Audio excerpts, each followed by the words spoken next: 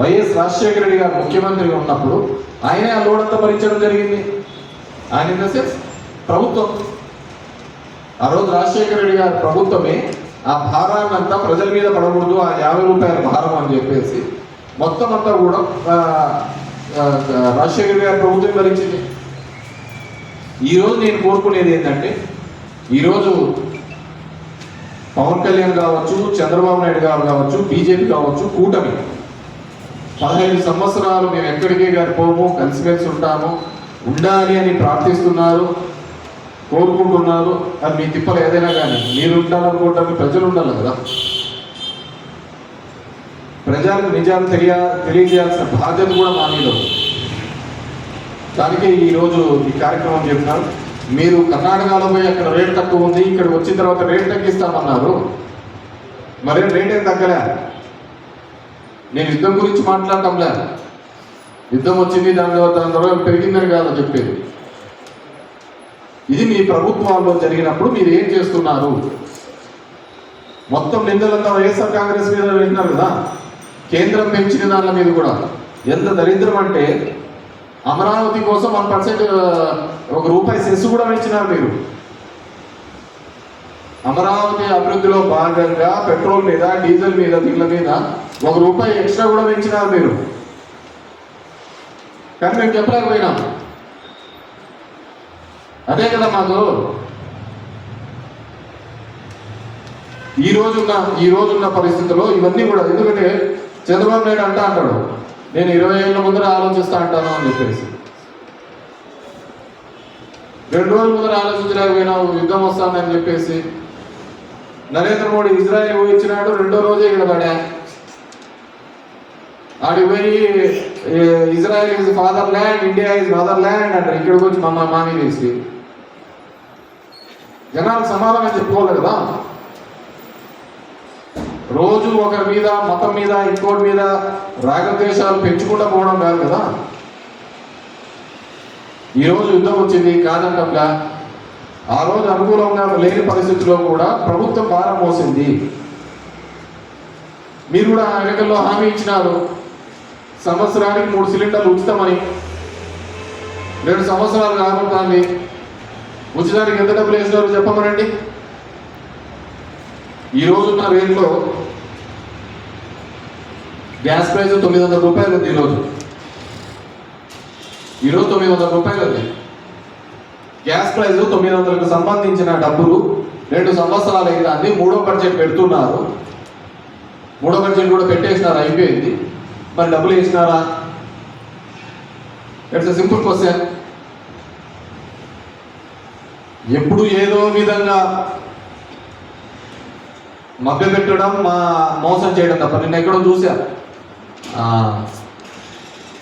టౌన్లో మీటింగ్ అనుకుంటా, నా రోడ్లన్నీ గుంతలు పడినాయి, రోడ్లన్నీ అవన్నీ అయిపోయినాయి, నా దగ్గర ఏమీ లేవు, పెద్ద మనసు మాత్రం ఉంది అని చెప్పేసి. పెద్ద మనసు, మంచి మనసా?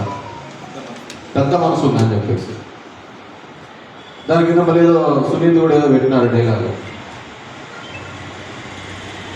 ఎక్కడికి? మార్గాపురంలో పోయి చెప్తే మీరు ఇంకా వేరేది ఏమొద్దు, మీ అందరికీ ఒక కార్యక్రమం ఇచ్చినా దాంట్లో మీరు సక్సెస్ఫుల్గా దిగ్విజయంగా చేయాలా అని. ఏదో చెట్లు నాటే కార్యక్రమం అనుకోండి, కాదండి పిల్లలనే కార్యక్రమం. ఉన్న ఒకరిద్దరిని చూసుకోవడానికే వాళ్ళు ఆర్థికంగా చిరిగిపోయి ఇబ్బంది పడుతున్నారు. నేను చాలా ఫ్యామిలీస్లో చూశాను. నాకంటే డోర్ టు డోర్ వెనుకున్నోడు ఎవరు ఉండదు. చాలా మంది 3 పిల్లలు వాళ్ళ ఇంట్లో ఉన్నారంటే మొదటి 2 పిల్లలు ఆడపిల్లలు అవుతారు. ఆ మగవాడి కోసం మగపిల్లాడు పుట్టాలని చెప్పేసి 3వ వాళ్ళని అవుతారు. There are n number of incidents. ఉన్న 2 పిల్లలకు ఈరోజు ఈ దేశంలో ఉన్న పరిస్థితుల రీత్యా నిరుద్యోగ సమస్య వెంటాడుతుంది. చేయడానికి పనులు లేకుండా ఇబ్బంది పడుతున్నారు.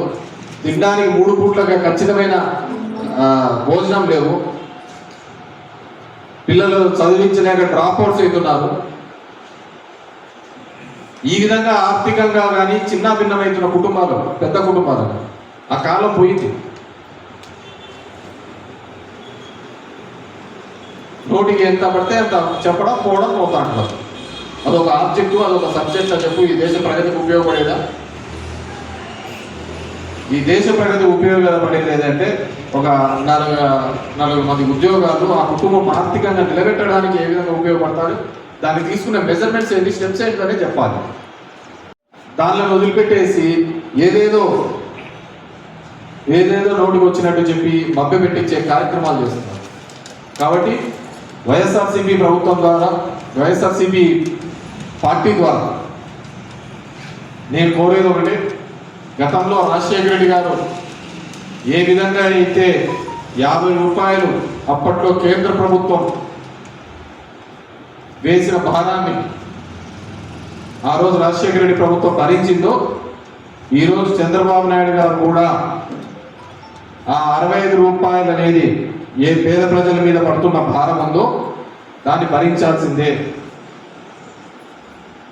ఇప్పటికి 2 సంవత్సరాల పైగా అవుతోంది. ఉచిత ఇది అని చెప్పారు, రాలే. పేదోళ్ళకు మాత్రం ఏదైనా కానీ ఒక పథకం ఇస్తే శ్రీలంక అయిపోతుంది, ఇదైపోతుంది అని చెప్పినారు. అంటే పేదవాడికి మాత్రం ఉచితంగా కానీ వాళ్ళ చదువుకో వీళ్ళకో డబ్బు సాయం చేస్తే దేశం నాశనం అయిపోతుంది. వేల ఎకరాలు ప్రభుత్వ ఆస్తి 99 పైసలకి ఇస్తే మాత్రం అభివృద్ధి చెందుతుంది. ఇది ఎక్కడ లాజిక్తో నాకు అర్థం కాదు. పేదవాళ్ళకి ఇస్తే మాత్రం నాశనం అవుతుందంట,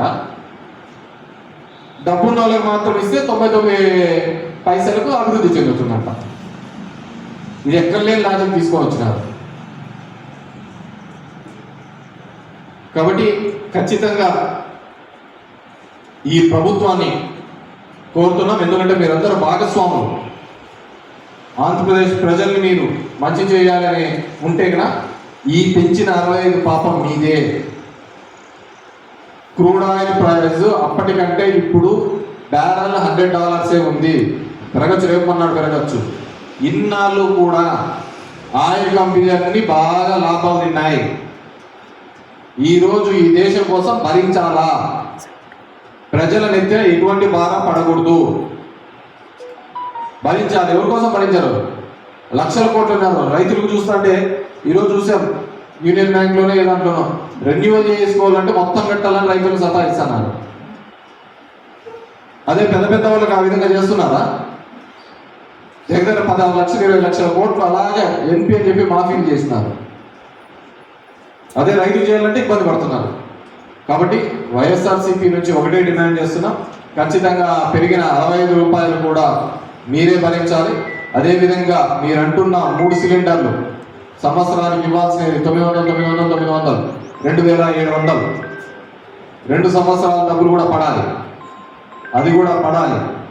అది కూడా ఖచ్చితంగా వేయాలని చెప్పేసి కోరుకుంటున్నాం.